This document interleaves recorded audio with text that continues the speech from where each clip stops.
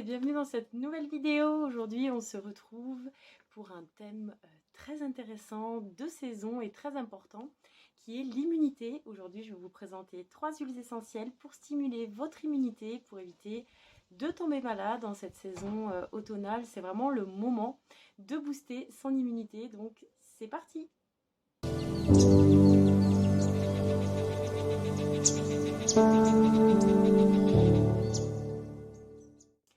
La première huile essentielle est une huile essentielle que j'adore conseiller, c'est l'huile essentielle d'eucalyptus radié. C'est une huile essentielle antibactérienne, antivirale et stimulante immunitaire.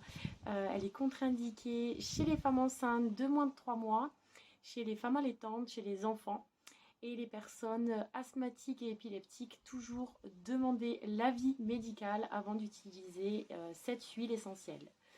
Concernant les dilutions, pour tous, on va l'utiliser à 30%, donc 60 gouttes dans un flacon de 10 ml et on rajoute de l'huile végétale.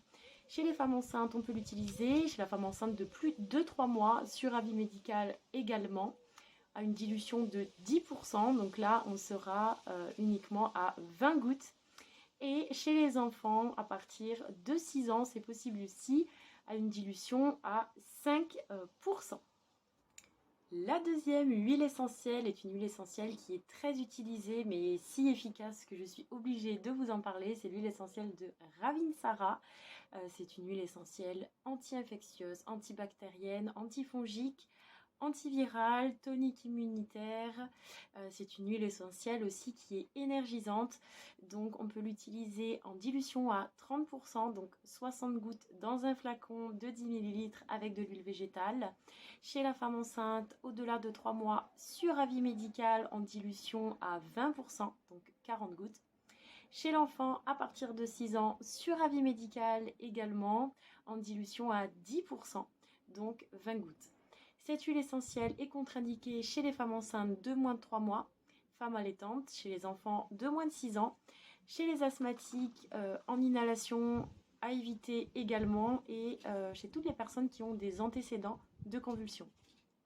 Et enfin, la dernière huile essentielle, c'est l'huile essentielle de thym à linalol. Donc c'est une huile essentielle antivirale, antifongique et antibactérienne très puissante. C'est une huile essentielle aussi tonique et énergisante, donc très intéressante pour stimuler l'immunité. On l'utilise en dilution à 30%, donc 60 gouttes dans un flacon de 10 ml avec de l'huile végétale. C'est une huile essentielle contre-indiquée chez les femmes enceintes, les femmes allaitantes et chez les enfants.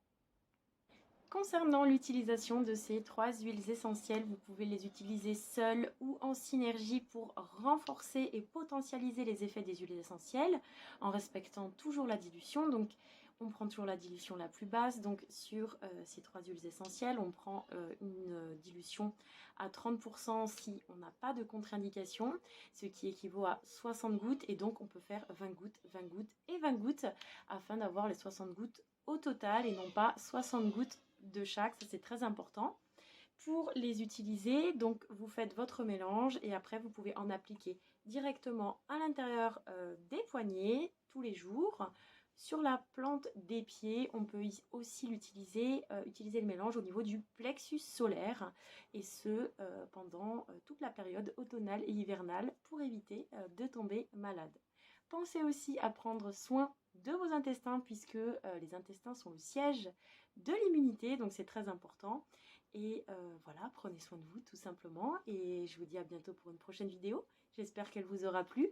N'hésitez pas à la liker, à me laisser un petit commentaire et à vous abonner pour avoir plus de conseils aromathérapie. À bientôt!